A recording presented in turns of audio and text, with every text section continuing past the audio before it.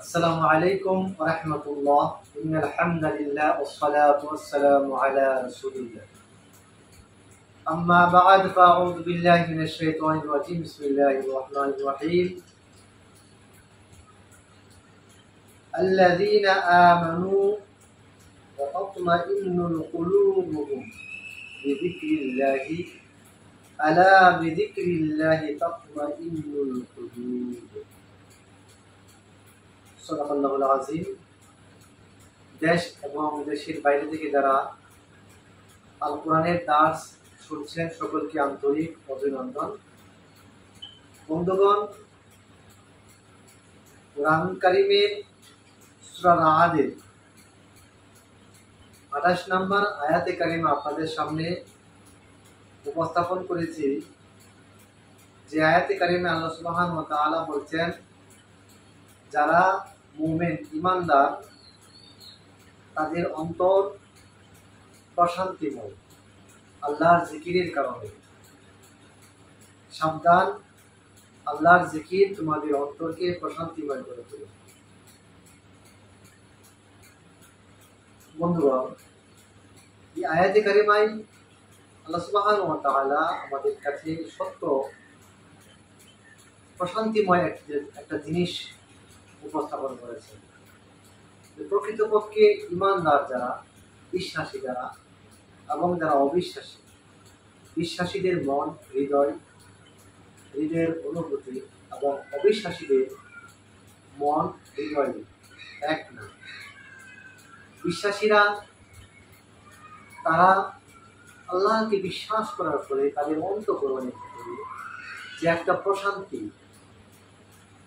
সাকিনা নাজিল হয়, তাদের অন্তঃকরণে যে প্রশান্তি ভাব থাকে, ঈমান আনার কারণে, দিনের নূর তাদের ভিতরে থাকার কারণে যে শান্তি, এটা অবিশ্বাসী, কুফফার, নাস্তিক তাদের অন্তরে সেই ধরনের শান্তি প্রশান্তি থাকে না। তাই তো তারা সুসাইড করে, তাই তো তারা শান্তির নেশায় মাদকে জড়িয়ে যায়, বড় বড় ক্লাবে মদের আড্ডাখানায় নিজের মূল্যবান সময় ব্যয় করে। কিন্তু আল্লাহ সুবহানাহু ওয়া তাআলা মুমিনদেরকে বলেছেন যে আল্লাযীনা আমানু, যারা ঈমান এনেছে, ওয়া তাতমাইন্নু কুলুবুহুম, তাদের অন্তরকে প্রশান্তিময় করেছে আল্লাহ তাআলার জিকিরের মাধ্যমে। জিকির শুধুমাত্র ইল্লাল্লাহ, লা ইলাহা ইল্লাল্লাহ, মানে এটাই শুধু জিকির নয়। কোরআন এবং হাদিসে জিকির, নামাজকে জিকির বলা হয়েছে, কোরআন তেলাওয়াতকে জিকির বলা হয়েছে, মাসনুন দোয়াগুলিকে জিকির বলা হয়েছে। সকাল থেকে সন্ধ্যা পর্যন্ত এবং রাত্রি ঘুমানোর সময়, ঘুম থেকে জাগার সময়, প্রত্যেকটি মুহূর্তে আল্লাহ পাকের জিকির স্মরণ মুমিনরা করে থাকে। যার পরে এই স্মরণ তার মনের ভিতরে যত কলুষতা আছে, যত অন্ধকার আছে, সকল কিছুকে এই আল্লাহ পাকের স্মরণ তার মনের বদ গুণগুলি, বদ স্বভাবগুলি দূর করে দেয়। আল্লাহ সুবহানাহু ওয়া তাআলা বলেছেন, আলা বিযিকরিল্লাহি তাতমাইন্নুল কুলুব, সাবধান, আল্লাহ পাকের জিকিরেই তোমাদের অশান্ত মনকে, অশান্ত আত্মাকে প্রশান্তিময়।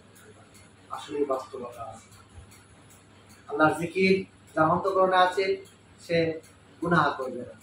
আল্লাহর জিকির যার অন্তরে উপলব্ধি করে সে পাপ করবে না, পর্ণ দেখবে না, গুনাহের কাজে লিপ্ত হবে না, তার চক্ষুকে হেফাজত করবে।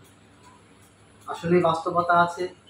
এই আয়াতে কারিমা আমরা যদি উপলব্ধি করি, আমরা যারা মানসিক হেজিটেশনে ভুগি, আপনার ডিপ্রেশনে ভুগি, তাদের একটি মনের শক্তি যোগানোর জন্য, মনের শান্তি ফিরিয়ে আনার জন্য আল্লাহ পাকের জিকিরের মতো, আল্লাহ পাকের জিকিরগুলি আপনি খুঁজে দেখে কোরআন হাদিসে অনেক জিকির আছে। আল-আযকার নামে আপনারা কিতাব লিখেছিলাম নববী, ওখানে আপনি পাবেন রাসূলুল্লাহ সাল্লাল্লাহু আলাইহি ওয়াসাল্লাম কিভাবে আল্লাহ পাকের জিকির করতে, স্মরণ করতেন। করতে পারবে। বন্ধুরা, আজকে এই পর্যন্তই। আলা বিজিক্রিল্লাহি তাতমাইন্নুল কুলুব। সাবধান, আল্লাহ পাকের জিকিরেই তোমাদের অন্তরকে প্রশান্তি করতে পারে। আল্লাহ পাকের জিকির তোমাদের মনে শান্তি এনে দিতে পারে। আল্লাহ আমাদের তৌফিক দান করুন।